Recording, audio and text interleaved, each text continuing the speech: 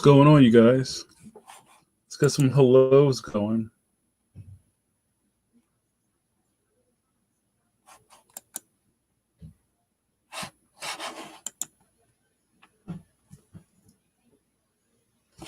Hello, JRD.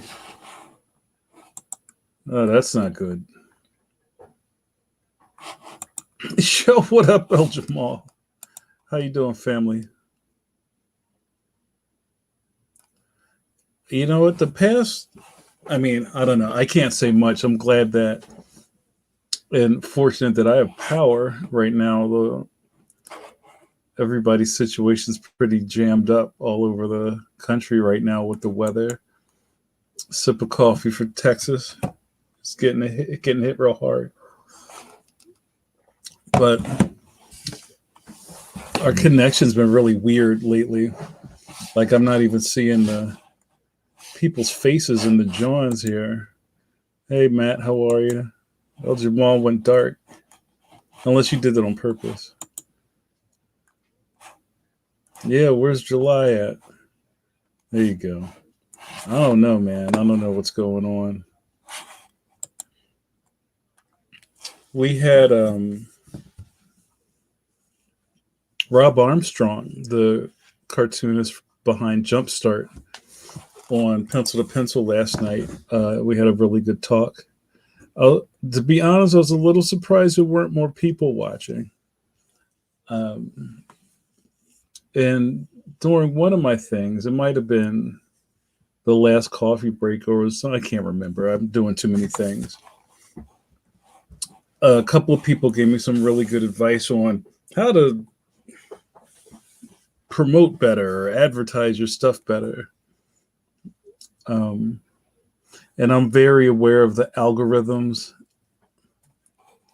Oh, is that okay? All right.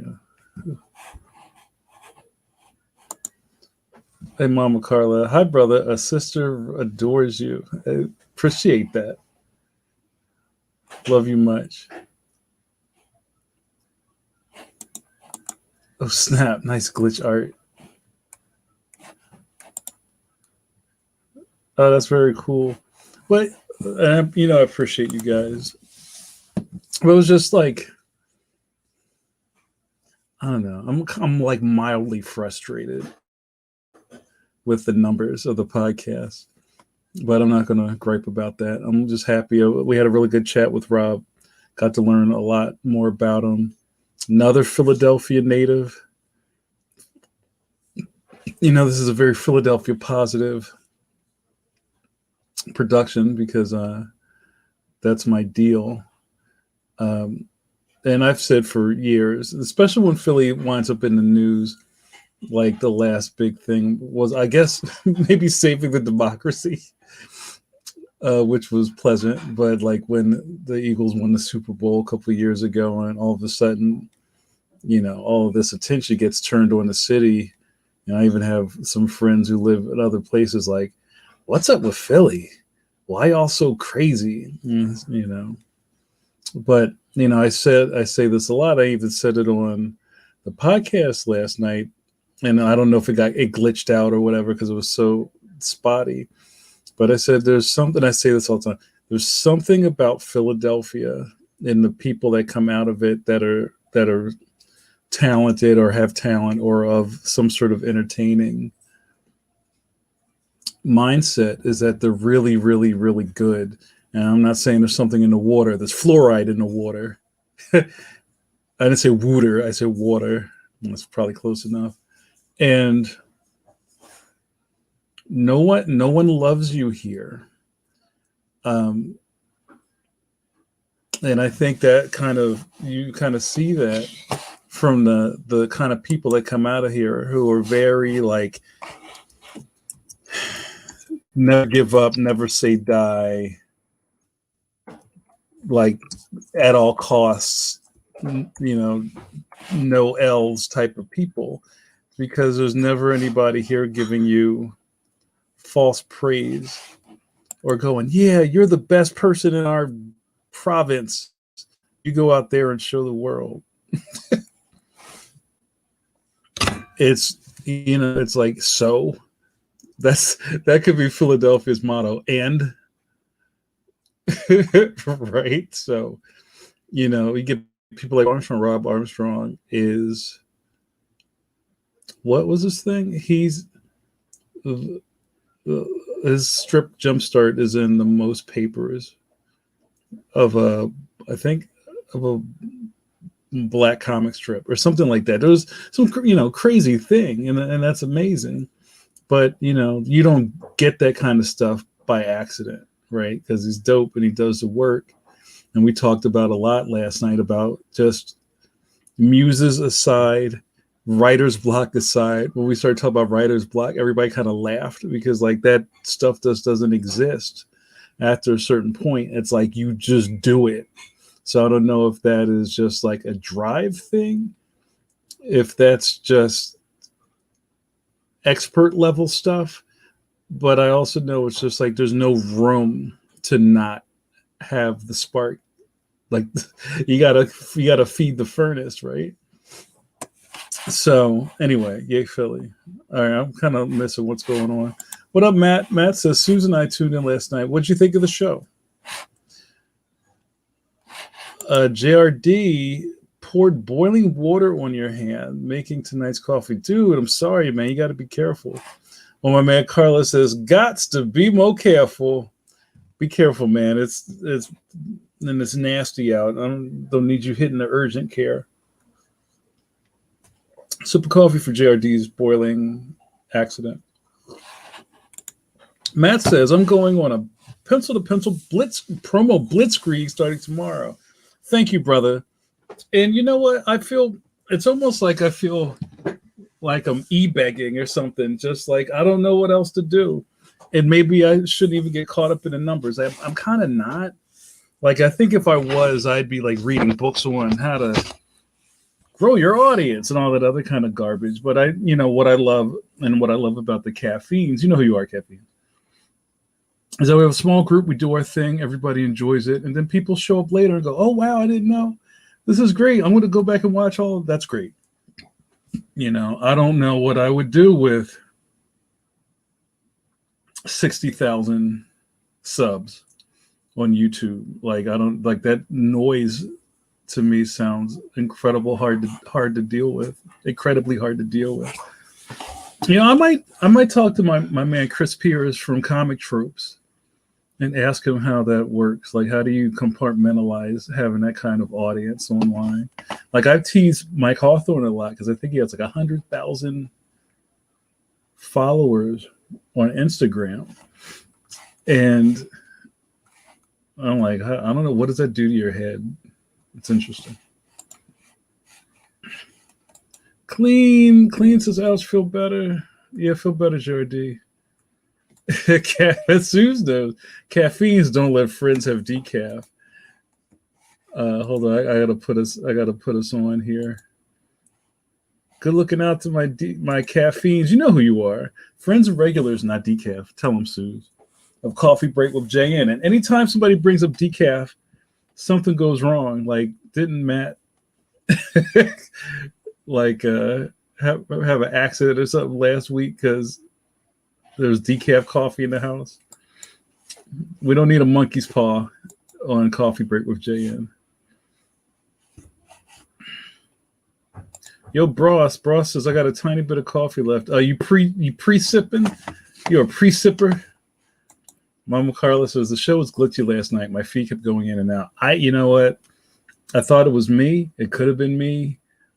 It could have been Rob. It could have been, I don't know. I'm surprised. I say this all the time. I'm surprised any of this stuff works. Because even if you just go back 10 years, the idea of having a Skype call that was clean and it wasn't like you're in a wind tunnel was incredible. And now we kind of take all this Zoom stuff for granted, all this space Star Trek stuff for granted, that the stuff is just supposed to be dope and works. I guess that's maybe part of being an 80s baby and just like being patient, is that I can only get so frustrated with technology. Like, it still blows my mind that we have any of this stuff. So, I just know a lot of people don't have the same kind of patience.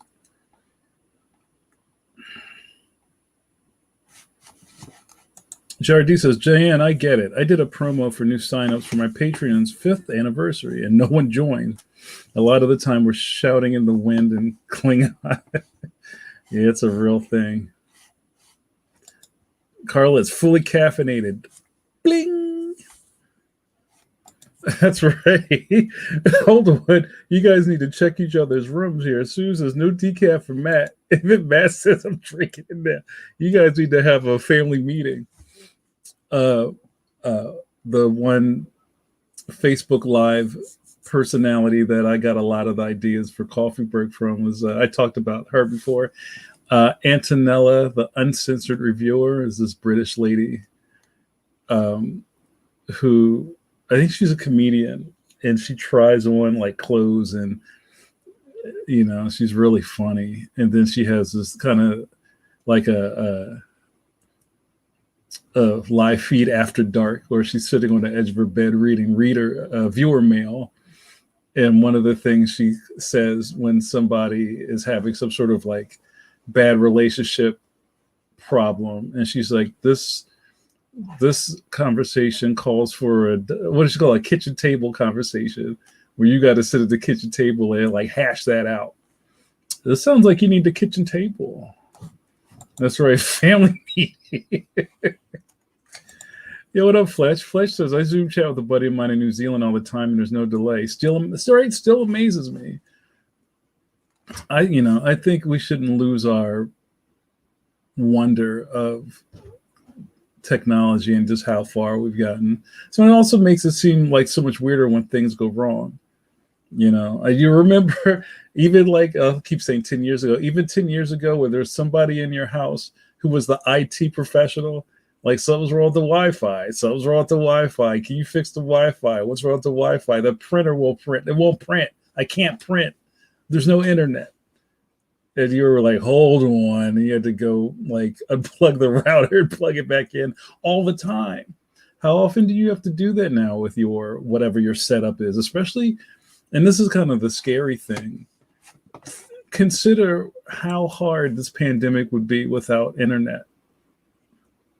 I mean, they did it in 1918, right? I mean, that was a thing, but they didn't have Hulu back then.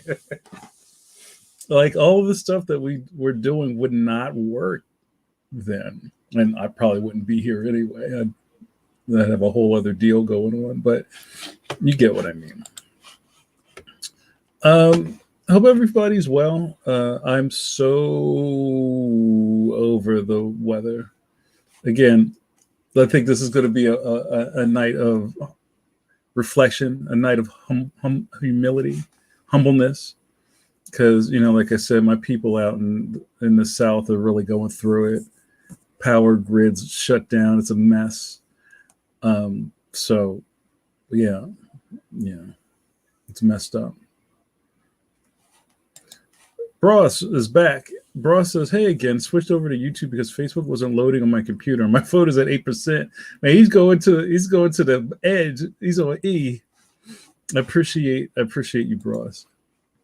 Colleen Clean says, do you know what amazes me with tech? I can print shit in Philly from my bedroom in New Jersey. Yeah, it's wild.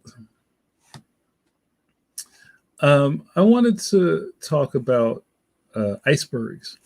I don't know if anybody saw that little thing that I put up there earlier. My intro was about icebergs. And let me see if I can steal this. Hold on a second. Some of you guys might have heard me talk about icebergs before. And right now,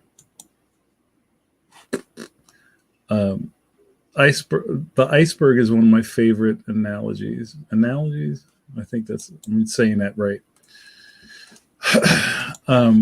And I might start calling you guys that. What up, icebergs? And what I mean by that is, if you think about people that you look up to, or is there somebody famous in your family, or you got a cousin who blew up, or whatever. or you're just, whoever you're following on Instagram who you may admire or whatever, and you're like, yo, man, those people, they're so lucky, or you're so talented. I started to complain about this yesterday on Pencil to Pencil. Or you're so talented, or I can't even draw a straight line. We get that a lot at the comic book conventions. Where you're doing your thing at the table, and then somebody's like looking over your shoulder while you're drawing. It's like, man, you're so talented. I can't draw a straight line. I can't draw. And like, I get it. And I understand that it's kind of like they're complimenting you, and they're trying, and they're showing their appreciation for this thing that you've developed. But, as the term goes, overnight success is usually not the case.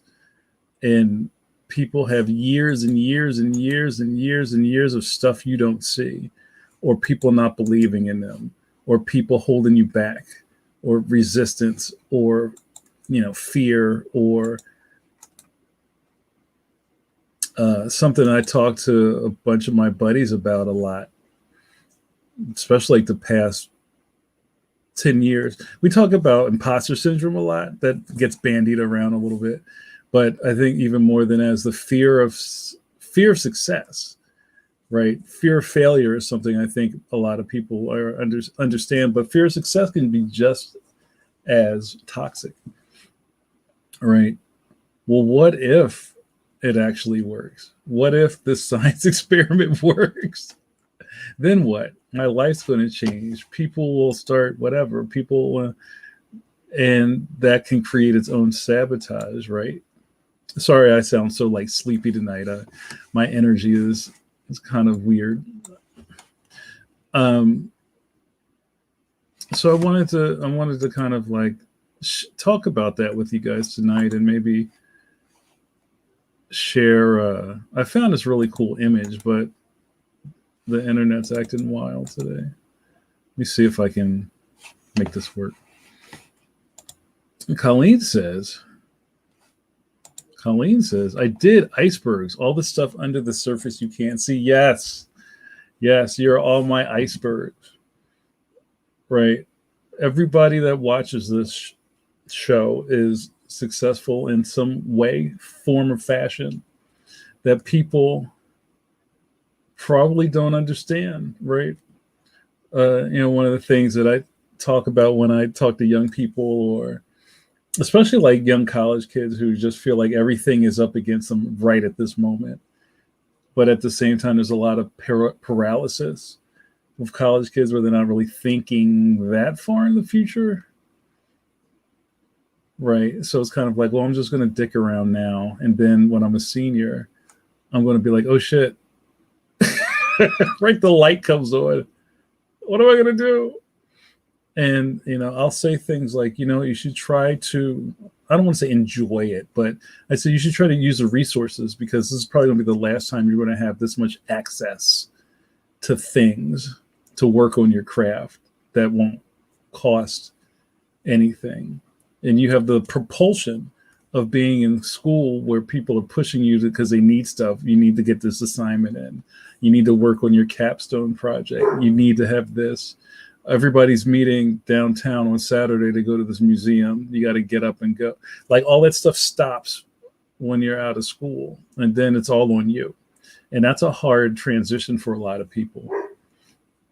It's kind of like, oh, I'm in school. Like, there was hot lunch and people expected things from me. And I had this old quote. I can't remember who said, I think it was Campbell White. Campbell White's a fantastic cartoonist, who said something like, especially if you're sorry about the barking, especially if you're an independent cartoonist or you self-publish or something, and there's no one waiting for you, right? And that sounds scary. There's no one waiting. There's nobody up at night going, yo, where's the next John at? Yo, when's he going to drop the next thing? There's no one.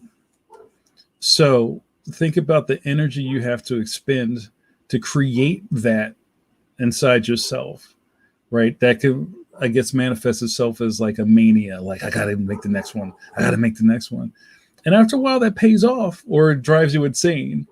But you have to create your own jet propulsion, right?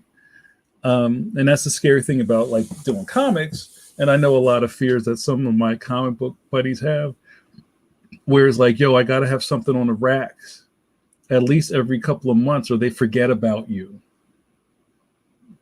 I wonder how you guys react to something like that. Like they forget about you. That's scary. Like, what does that do to somebody's psyche? So I want to share this little joint I found. Sorry about the dog. I straight ripped this off of some places somebody else stole this from. So this is a post, like a motivational poster, and it says success is up at the top, right? And then success is what everyone sees, and then underneath is what people don't see is hard work, persistence. I don't have to read them all. Rejection, sacrifice, discipline, failure, risk, all that stuff is down at the bottom. But people just see it. The success part is real tiny at the top, right? We all kind of carry that, I don't know, ice flow underneath us. It's really interesting. So I wondered if anybody wanted to kind of share their own like iceberg story. Like, do you believe that? Do you feel that I'm off base with that?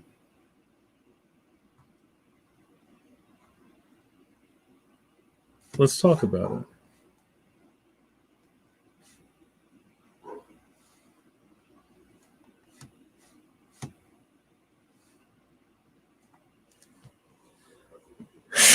Excuse me.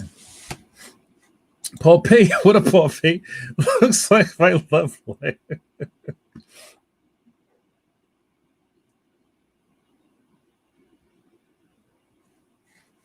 Colleen says, is that a lyric? I don't know that. But if I go cold, I won't get sold.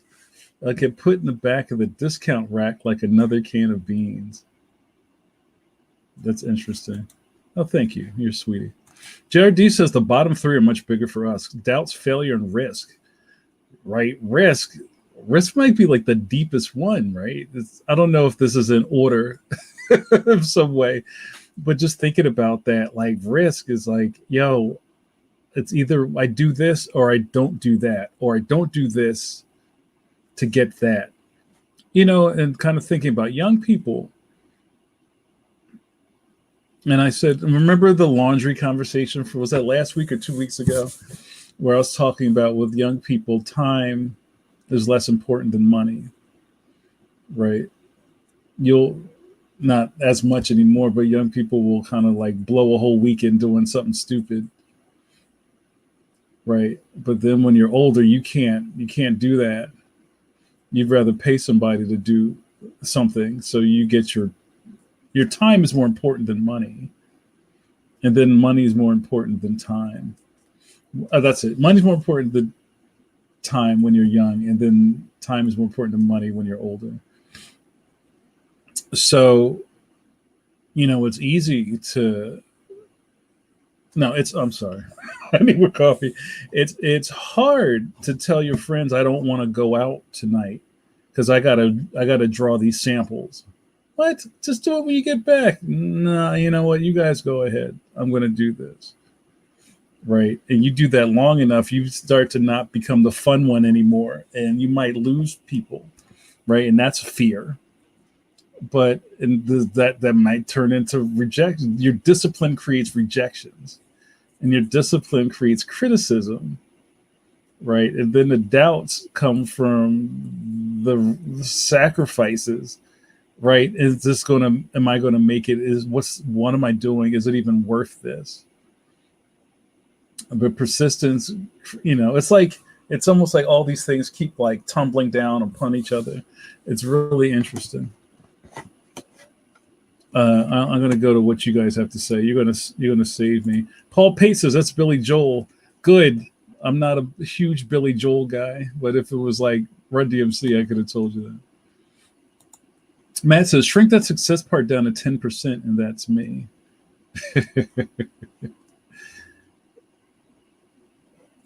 JRD says I have the rest, but after 6 years, we had finally hit a point where we were earning 50 cents for every dollar spent. Yeah. El Jamal says, I tell the kids to do it while they're young and have no responsibilities. Yeah. Mama Carla comes with that word. Sometimes you work so hard to stay relevant that you miss the joy of the ride. Yeah. Mark, wait, what, Mark? Mark says, I was never the fun one. Right?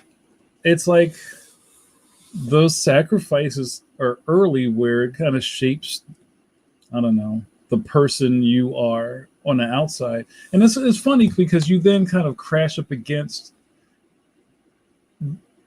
personality problems with, I'm talking about comic book people again, and cartoonists. Just, imagine you spend 11 months out of your year hunched over a table drawing with not a lot of social contact. Or maybe you weren't a good social person to begin with, and now that's just strengthened by you living in your head, creating these worlds out of your head, getting praise for these things out of your head. And then somebody says, you're coming to our show, and you put on a clean shirt and get in an airplane, and you show up at a convention where there's a million people around you who love you. But you don't know how to deal with other people, right? So it's kind of like, oh, I really like that guy's work, but he's such a weirdo. It's kind of like, this is part of the iceberg. It's like, well, it's really hard to find people who can do all of the social things and still be approachable and still do good work. You know what I mean? It's almost like, I feel like everybody has baseball card stats on the back of their card, right? And some people are really, really talented, but they're really low on something else. Or maybe they're really personable, but they're not the best artists. Or maybe they're a great talker, but they stink. You know what I mean? You can't have 99s in all your stats. JRD says, so now after a year of COVID with only indirect sales and no cons, we sort of have to start over. Yeah, no, I feel you, man. July, bringing in the spirit of Kobe. Got to have that Mamba mentality. I'm not going to make a huge bubble, but if you know about Kobe, you get why he made it up. No, I get it. I get that. Yo, what up, Charles? Good to see you, bro. I had doors slammed in my face, but there's something in me that tells me to keep going. Yeah.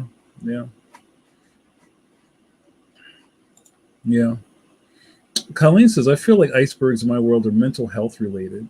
On the outside, I look like I'm extremely high functioning. People think I have my shit together, but under the surface, it's like a million habits I've built up to keep my shit together so I don't fall apart in the day to day. Is that the upside down smiley face, right? Oh, this is so intriguing. And just, there's other parts of society that does not make this easier. Like being addicted to Instagram or, having curated realities. I was saying to somebody a little while ago, if you've ever been in a space, sorry, Colin, if you've ever been in a space where somebody is actively taking selfies of themselves, it looks like the weirdest thing, right? And if you take a bunch of selfies, it's probably you. But just, imagine you're enjoying your breakfast oatmeal, and then you look over in the corner and there's somebody going like this for 15 minutes, trying to get the perfect shot. And then they only put that image on Instagram, right? But, and there's young people that believe that's real, and it's just as fake as a lot of other things. But, yeah, it's like, what are we fighting against? Mark says, cartoonists all seem to be workaholics. Yeah, I don't think there's any other way to succeed. Like, you have to. You can't be a sometimey cartoonist. You just got to, hit it like all the time. Like Rob was saying last night on Pencil to Pencil, he talked about having to be months ahead on a strip to even think about going on vacation. Months. So that meant probably somewhere he had to double his production for months so he could make enough of a buffer so that he could go on vacation and not bring his stuff with him. And I asked that, and I always ask this with my creative friends, like, do you know how to relax? We don't know how to relax. And I think the more successful you are, either you find some sort of coping mechanism or, someone's going to crack. But, trying to just like lay on the couch and like look at the ceiling, blinking a lot, your mind's going a mile a minute. Like, I got to get up. I should get up. I have other things to do. I got to do this thing. The stuff is due on Monday. It doesn't end, right? And I kind of, in a way, am a little. I kind of admire people who just kind of come home after work, have a beer, and watch Wheel of Fortune. That sounds really, really amazing sometimes. All right, we're going to do an ID soon.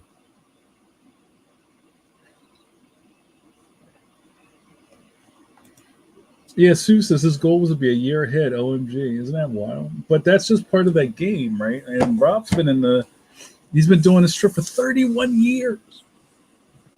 And the buffer has to be fed. Like, we can talk to Manly about that. And I know a little bit about that when I was doing the Detective Boogaloo strip daily in the paper, and I was like barely holding on. I was getting in my stuff. I was getting in my batches, and the editor was calling me like every other week. Yo, I need more strips. Your buffer's not far along enough.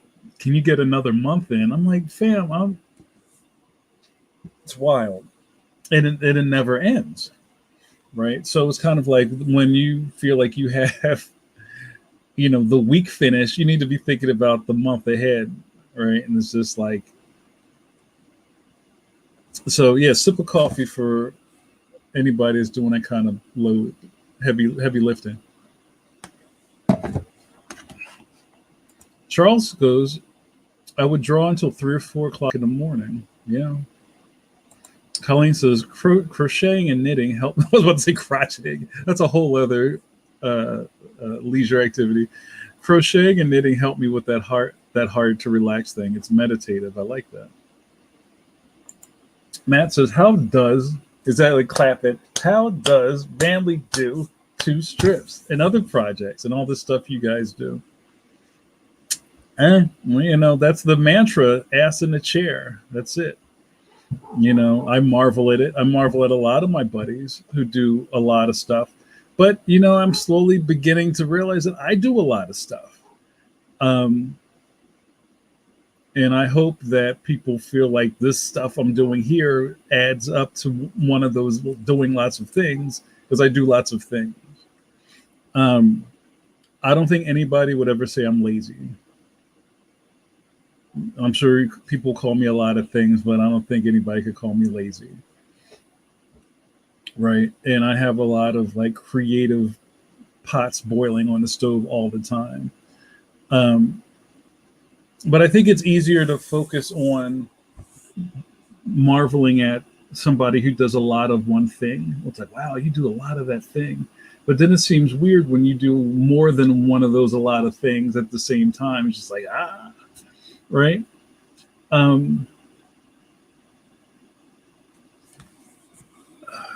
Jerry from Penny Arcade. I don't know if any of you guys have ever read Penny Arcade, one of the first web comics.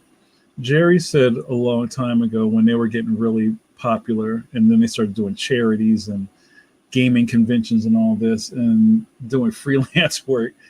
And he said somebody asked him, how do you find the time for all of this stuff? And he said, you make the time. And it was like such a simple answer, but it makes so much sense. It's like you make the time if you want to do it. That's just it.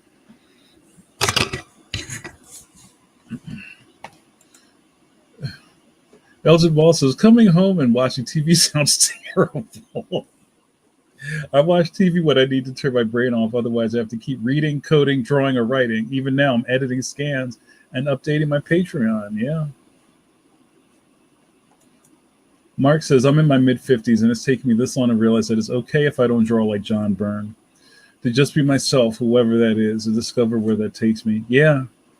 Yeah, I had to turn that part off a long time ago. And I may have mentioned this at one point. It was hard for me in a different way because I had surrounded myself with all of these like comic book superstars who were my buddies, and I had a lot of imposter syndrome. I'm like, well, there's so and so over there, and so was like telling me they liked my strip that I just posted. I don't believe them. They're just being nice because that's so and so. They've got Eisner Awards. Why would they like my, like all those things are swirling around. Like, maybe if I did this like them. And then I realized I had to just be my own person and live in that, like lean into that. Right. So like a lot of the successes that I've gotten over the years, I'm very proud of because they're mine and mine alone. And I've I've dug out a lot of lanes that weren't there before I did them. Right. And even some of the stuff I do at the time, people don't even catch what I'm doing because it's just like, wait, what?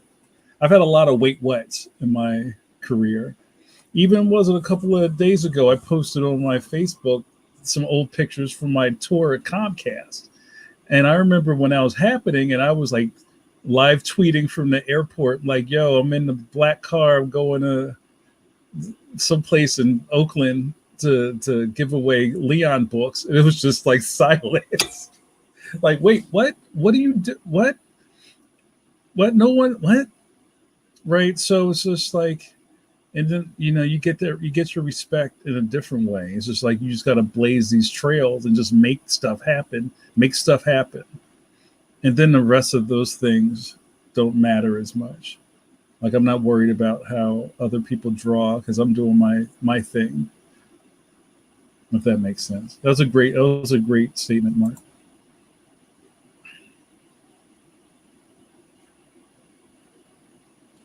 Mama Carla says, I love the time in my head. Matt says, when I was younger, I'd work 10 to 12-hour days, come home and draw sample pages till 2. After a bad portfolio review, something had to give. Hello, advertising. Yeah, it's going back to the iceberg. It's all right there. It's wild.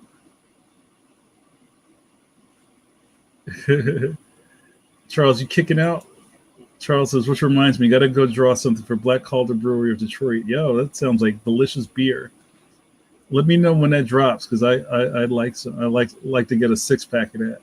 Besides, I'm tired of watching the Bearcats get their ass kicked. You checking out? All right, brother. We'll see you next time. I think it's the perfect place for an ID.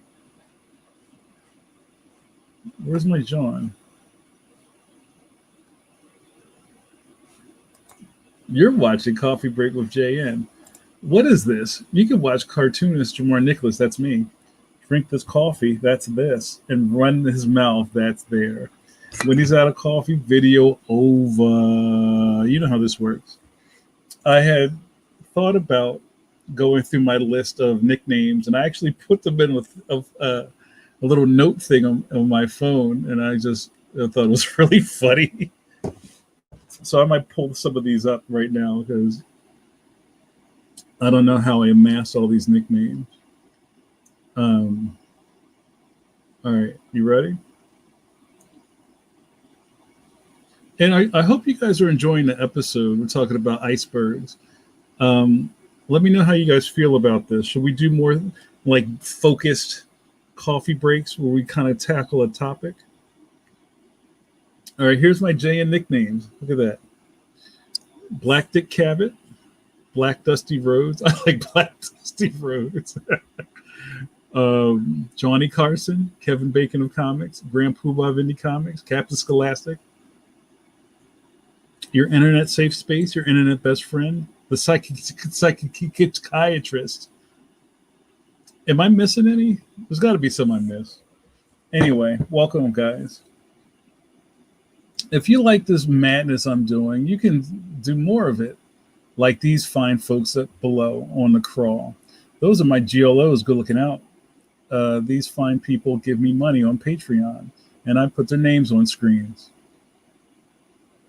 I think that all works out in the end, don't you? We have a lot of fun. I love Patreon, and I just love having kind of like a first class seat to people who are like really interested in what you're doing. Like I felt for the longest time that I was just like throwing spaghetti against the wall on the open internet, just hoping that somebody was like feeling it or trying to, maybe wanted to like kind of see, smell what I was cooking, so to speak. But this kind of funnels that into like a real thing. So I really appreciate you guys. Thank you so much. And you can also become a patron of mine if you go look at the crawl below. Thank you. Ooh, Mama Carla says cartoon counselor. I'm gonna put that down. All right, Philly Donahue. Mark says Dread Pirate Nicholas. Oh, I forgot about that one too. Wow, man.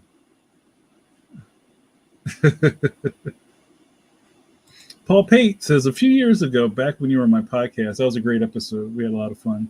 I was producing tons of art, but it was out of balance. Now I've taken to watching TV to just do nothing. Paul, do you feel more even now? Like, that's like a self-care thing, right? You just had to like turn your brain off a little bit. Kevin Bacon of comics. I think I said that one. Did I say? I think I said Kevin Bacon. Yeah, that's one there. Yeah, that's one of my favorites because it's kind of true in its own weird way. But yeah, I hope all of this has kind of helped you guys, or at least given us something to talk about tonight. Um,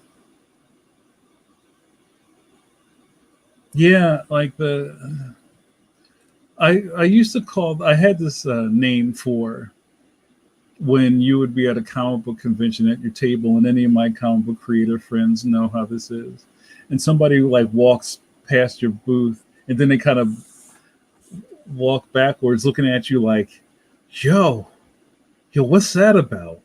And they kind of stop and they look through your stuff, or they thumb through your work, or they ask you questions, and they would pick up a book. This is just one example. They'd pick up a book and go, "Yo, this you? You do this? Did you do this? Is this you?" Yeah.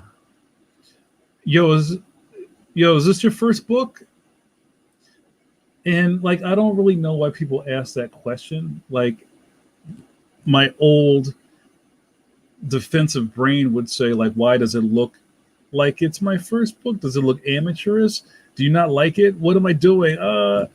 But now my older brain would just answer the question. No, I've been in the industry for 20 years. And then they might go, oh, okay, cool. And like call somebody else over. Yo, look at this. And there'd be like weird tire kicking. But I started to call that Columbusing, right? And the Columbusing is where somebody discovers you in plain sight. And because that fan discovered you didn't exist up until the moment they walked past your table. Like if you even just kind of delete all the weird parts of that don't make any sense. Like, well, obviously you had to have existed to buy an exhibition space and set up and drive through this town and drag your shit up the escalator and set it up and put a banner up that you got printed months ago. But they discovered you. I think that's just a human nature thing that you want to feel like that's where you would, if any of you guys are in the music, where the kind of old hipster thing is that, oh, I liked you before you went mainstream, or we were your real fans before you blew up when you were indie. Now we don't like you anymore. That same kind of energy.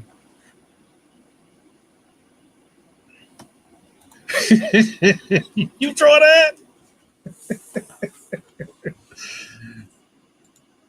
Paul Pate says, yes, even creatives are cursed with always thinking of things they'd like to do, but there's just not enough time in life to do it all. So you just got to let it go sometimes and watch TV or Coffee Break with JN. Thanks, Paul Pate. Mark says, I miss attending events like SPX. That used to be my jam.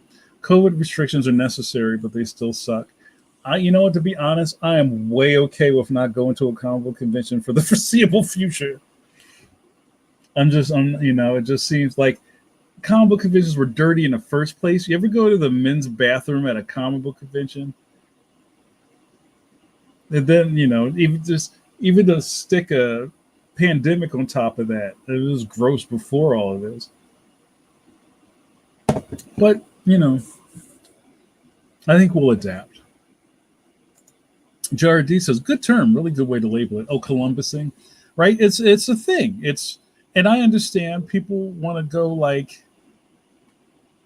yo, this is new to my world. I can't wait to like absorb more of this. I'll buy everything on your table. I love it. But the kind of proclamation out loud is like those questions. What were you doing before I discovered you?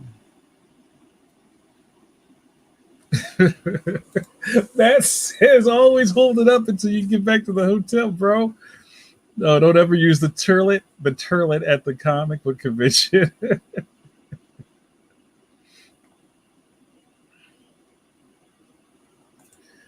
Kidlet got that in Philly and she bit her lip, so proud. 10 minutes later, I have the pencil in my hand. Mama Carla says, every time I table sit for someone at Ekbach, they would think I was their wife or sister. They would always think Jerry Craft was my husband. That's not true? Well, yeah, it's just kind of, I don't know. Just awkward conversation is one of the weirdest things about those exhibiting at a show. Either you're, I could do a whole episode on Comic Con bingo. But some of my favorites are the table barnacles. The table barnacle is somebody who shows up at your table and won't leave. I think there should be some social norms in place, whereas even though you're having a great time, you should move along. You really should.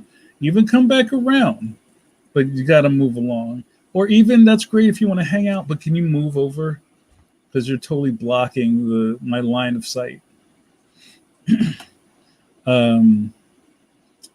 The I-ustas.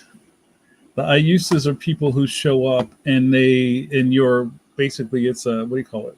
Projection. You sitting there doing something that they wanted to do or didn't really get to the end of the line with makes them think about their own lives. Like, oh, this you do that? What did I say, Jared? Did you draw that? Yeah. Yo, I used to draw. Cool, man. You should, there's no reason you can't get back to it. Yeah, man, I could draw Garfield. Like, I'd be on the back of the bus and they'd be like, ooh, draw Garfield. And I'm not knocking anybody. Like, I love talking to people and I love that they share. But that's part of the iceberg, right? A lot of people don't make it to the top of the water. A lot of people, they just sink down to the bottom of the sea floor from the weight. Well, I guess, I don't know how ice works, but you know what I mean? From the weight of all this, a lot of people just get caught up and they never poke out of the water surface. And that's sad. And I run into people like that all the time. And I always try to be encouraging. Hey man, you know what? You're still breathing. You can always go to the art supply store, buy a sketchbook and get back to it. Yeah, you're right. Yo, but I'm trying to get into this Deep Space Nine marathon.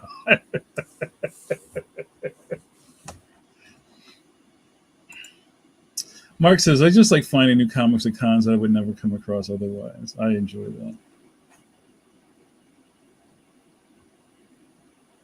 Oh, what's up, Asa? Master Asa Incorporated says, cons are a claustrophobic nightmare for me. And there's that. There's also the idea that you're trapped in a place with tens of thousands of other people, and that could just like make somebody's skin crawl. it's just like a very interesting cocktail that you have of things that you have to do to make that stuff not drive you insane, right? And I talk about this on Pencil to Pencil a lot, how it's like if you can't be at least empathetic to a exhibitor, like just like leave them alone, right? It's like I talk about where some creators lose fans because they caught them at, a fan caught them at the wrong moment, like trying to use the dirty bathroom at the comic book convention, and somebody's like, yo, ain't you Mike Mignola? Yo, can I piss? Can we not do this? Right? But now you're a jerk because you didn't want to shake some dude's hand in the bathroom. Right? And that's justified in that person's head. It's like, oh, well, I met so and so in a toilet stall and he's an asshole.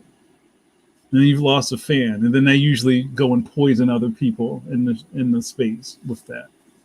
It's not fair, but it's just like, just be a little empathetic. Hey, I saw a dude in the bathroom. I'm going to leave him alone. This is his time.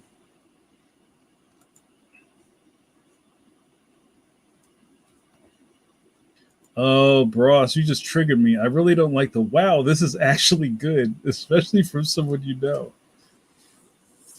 I feel like that. I don't want to talk about millennials and stuff like that, but I think it's kind of like a weird language. It's like a fractured language slip that I hear a lot.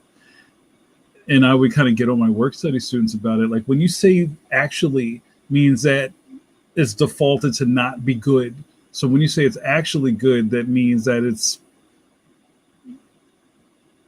supposed to be bad and it's passed some sort of test. Right? That's not a compliment. I totally agree with you, Bros. Like, check this out. Wow, this is actually, I read your book. It's actually good. It's not a compliment. You should have just kept that to yourself. Oh, we got a DS9 supporter. You know what I'm saying.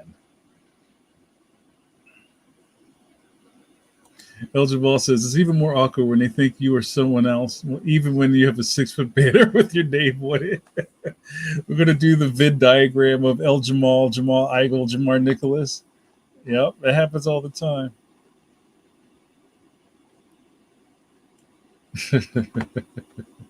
I'm not reading all of this, but you get it.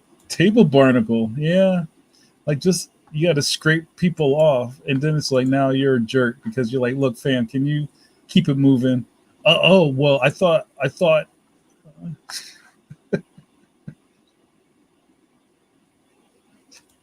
Elgin Ball says, if you approach me in the bathroom and get mad at me because I won't shake your hand, then I don't need you. As a fan, I love it. July says, honestly, I'm going to the con just to see folks, and that's it. That's why I'm not big on virtual cons. At this point, just hit me on whatever line. Yeah, hit me up, yo. Matt, who's a fully formed adult human, says, I try not to believe anything anyone says about people based on one encounter. But, it's like you come across all these types at a show. Right? And I think it's just, I feel like those shows give power to people who usually don't feel empowered, right? That's like a big part of the tribalism of the shows like that or things like that, where it's like I'm in a place with my people. So inside that space is like a lot of weird social things that people kind of think don't apply to them. That's why you see all those cosplay is not consent signs all over a comic book convention, because people are just like, oh, well, that lady's dressed like Power Girl. I guess I'm supposed to touch her. No, fam, keep your hands to yourself. Right? There's all this mixed up stuff going on. I remember this is years ago. I think it was really before like anime or like otaku culture really like blew up in the States. And I'm not saying this is before it, but like there was one weekend we just happened to be in Baltimore, and we drove past the convention center went to Inner Harbor, and I saw all these blue-haired kids with like giant aluminum foil swords walking to the convention center. I was like, oh, this must be a con in town. So I had some time to kill, so I parked I went to the convention center and it was Otakon, and I had never been to Otakon or really I knew what it was, but I had never been to an anime convention before. And this is years ago, as I don't even think Otakon's at the Baltimore Convention Center anymore. And one thing that really marked me as odd, and this is kind of like before like cosplay was so normalized, was there was a lot of teenagers there. It was almost like the 75% of the people there were teenagers. And there was like a lot of weird repressed sexual energy running through the place. And everybody was hugging each other. And there were people holding up glomping signs. And if I still remember how this works, glomping is hugging. You'll glomp me. Free hugs, a lot of free hugs signs. A lot of this going on. And also it smelled real bad. So I remember I paid for my ticket. It was me and my buddy Stu, I think. And we went down the escalator to like the sub level. And once we got off the escalator, we were met with a wall of funk. It was the smelliest thing I ever smelled. And I remember they had booth babes walking around the show holding like Red Riding Hood baskets full of deodorant. No lie. Like little speed sticks. Because somebody was probably like, yo, can you go to the Rite Aid and get some deodorant?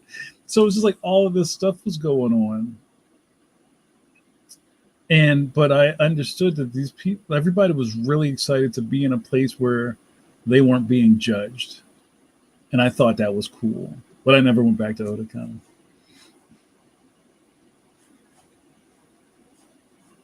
All right, I'm going to start wrapping this up, but let me try to get through some of these.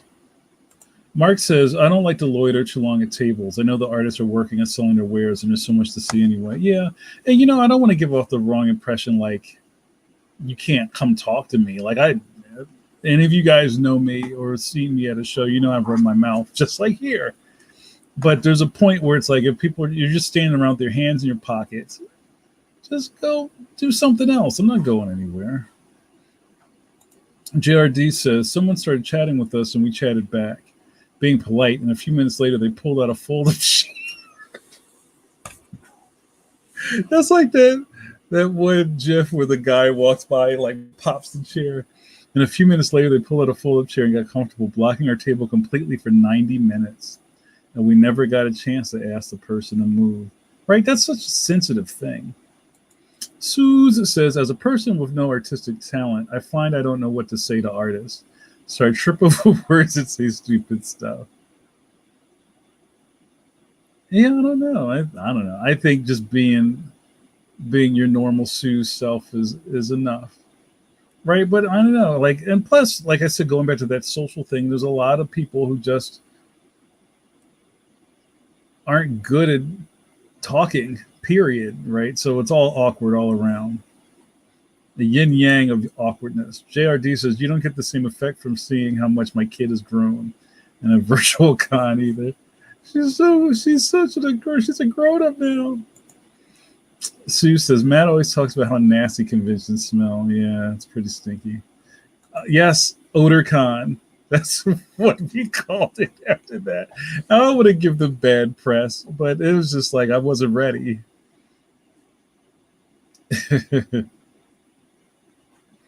Carla comes back with the word. I worked with a lot of authors, so I know the different phases people go through.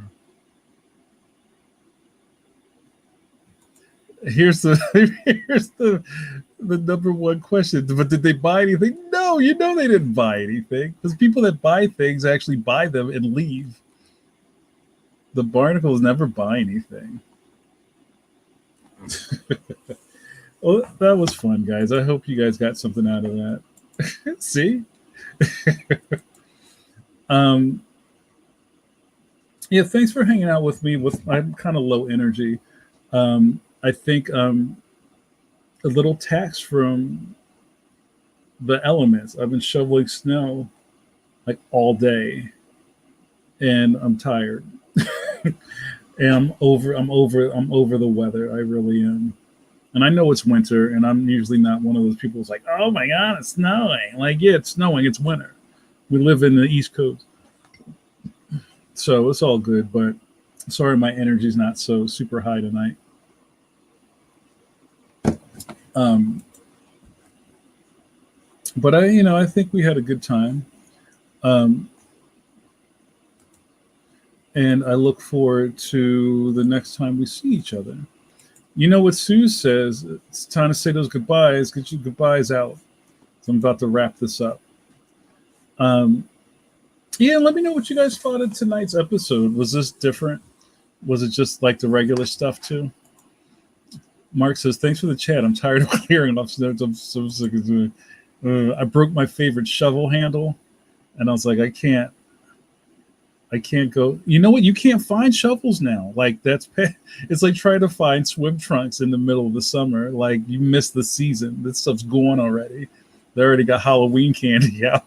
It's July." Mama Carla says, "Please be careful shoveling, Brother King." Thank you so much, Mama. I will. Good night, Paul Pate.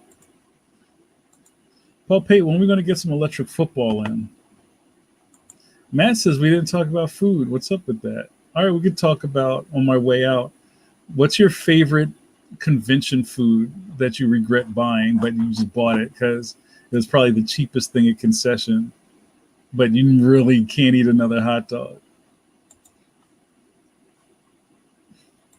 Sue says, bye, y'all. Stay warm and safe. Thanks, Jan. Thank you, Sue. Love you so much. Good night, everybody. I'll just say real quick on the way out, there was one New York Comic Con where I think I ate my weight in concession hot dogs, as I could not get up and leave. Especially in Artist Alley, you can't leave.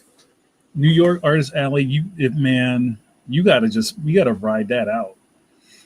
And like some buddies would come by, or a couple of pros that didn't have a table, who would nicely say, "Yo, you need anything?" And I was like, "Yeah, can you get me a hot dog?" And they're like, "Really? Like, why'd you ask?